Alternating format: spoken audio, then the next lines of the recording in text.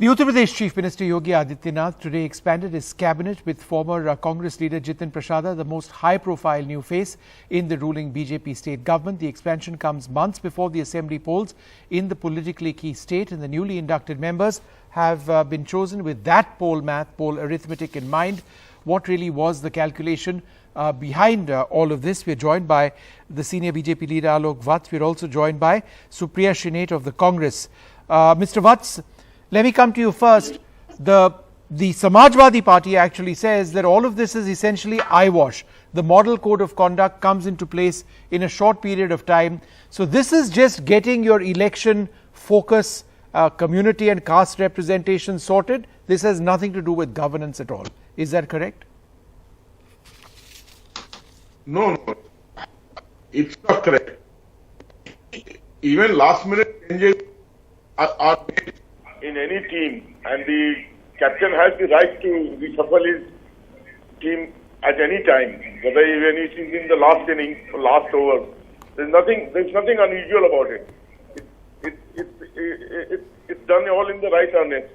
I'm not saying there's anything unusual about it, but if you look at it, you've got at least 3 new OBC faces as well. You've got a new Brahmin face. I mean, the BJP appears to be checking all the boxes it needs to make it more viable as the elections come up. I mean, what's wrong in admitting that, yeah, look, we are perfectly in our rights to do that? That's what's being done over here. This is not for governance. Mr. Som, obviously with the fear of election lurking in the corner, some adjustments have to be made, also keeping in mind the election prospect. Sure. So there's nothing wrong in it. Right. Every party does it. Fair enough. We have also done it. Fair enough. Some would say that's a bit cynical, considering that people in the state want the job to be done. They maybe aren't thinking about elections quite yet. But there's nothing wrong or illegal in what you've done. Supriya, the Congress party has lost Jitin Prasad some time back. He is now being inducted. Is this something that continues to rankle the party? I will wish everybody well, whoever has become a minister today, including Jitin Prasad. He is a good friend of mine. But I will only ask, Jitin used to run a Brahmar Chetna Manch before he joined the BJP and asserted that Brahmins in UP are being exploited. Does he carry the same sentiment as he joins the BJP, or suddenly the Brahmin exploitation has ended? That's point number one. The person, Sanjay Nishad, who's being made an MLC, just a few days back has been found on a sting saying that Yogi and Akhilesh are his enemies. He can get his enemies annihilated. He will burn police stations. How are we letting these people get into our legislatures? And last but not the least, Vishnu, UP needs good governance. You can keep getting people to get your caste arithmetic right, but the reality is, as far as high prices are concerned, unemployment, what we saw during the corona crisis with dead bodies in the Ganges, this is all on account of misgovernance. How are these people going to fix misgovernance? And a very small point I want to make. The UP budget is done and over with. The supplementaries are done and over with.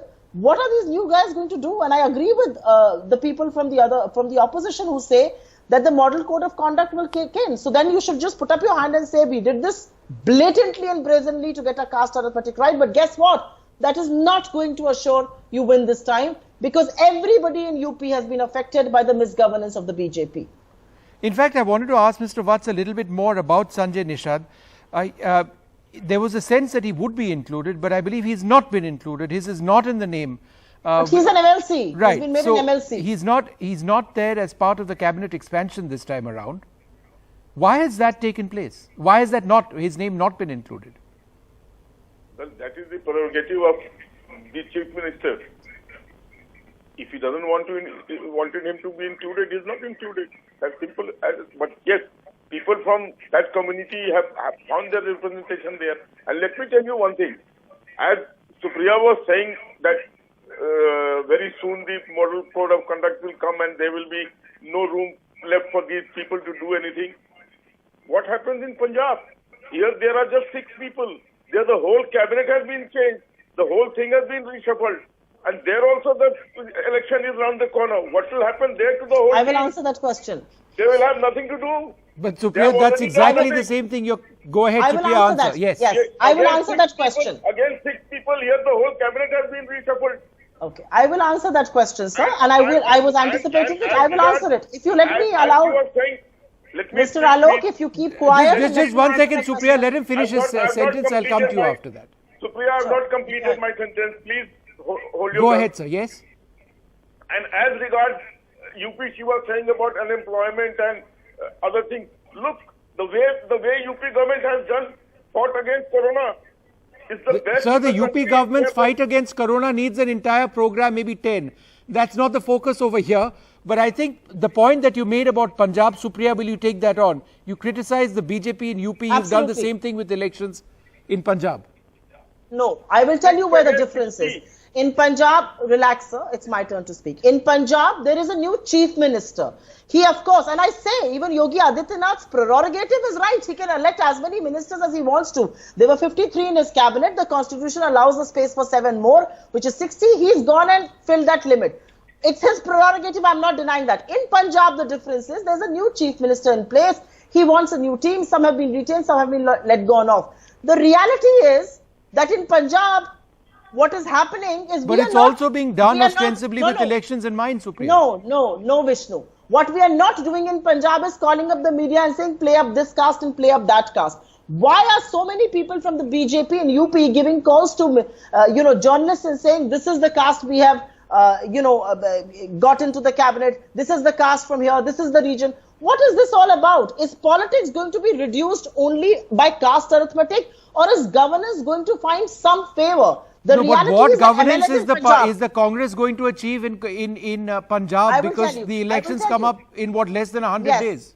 I'm glad you asked me that question. In Punjab, our MLAs wanted a leadership change, and with that leadership change, we got the first Dalit MLA to become a chief minister of Punjab. Now he has the prerogative to set his cabinet. I don't think we can deny him that right. Even Yogi Adityanath has that prerogative. Even Yogi Adityanath has that prerogative. I just don't understand the need to advertise caste, the need to advertise regions. That's not what we are doing in Punjab. Why are you doing that in Uttar Pradesh? All right. Mr. Vats, why are you advertising caste? Go ahead. Well, all the in 30 people seconds, sir, yes. All the opposition parties are making a hue and cry regarding Jatiya Janganna, the caste-based counting. So if we have made some representation, we are quite clear about it, and we are announcing it that we are given representation to the OBC. So what is harm in it? I will tell you what is the harm in it, sir. As regards Punjab, Supriya was saying, look, we have also made change of guard in many states, but without a murmuring.